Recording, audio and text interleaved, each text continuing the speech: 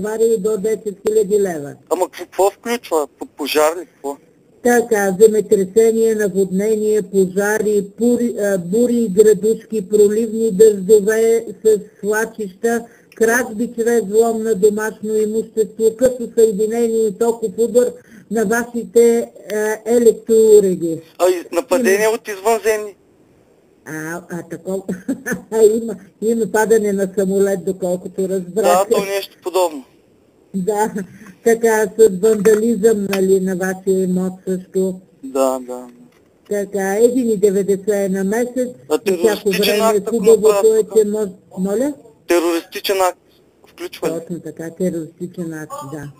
Вандализъм и терористичен акт. Да, пада. Добре. Супер, нека. Така, господине, ще ви изпратим полицата на застраховката, тя също е в 2 екземпляра. Да? Подписвате едната и я връщате на куриера. Застраховката влиза в сила 3 дена след подписването й. В полицата са описани всички щети, които ви се полагат. Ние съвсем елементарно разговаряхме с вас.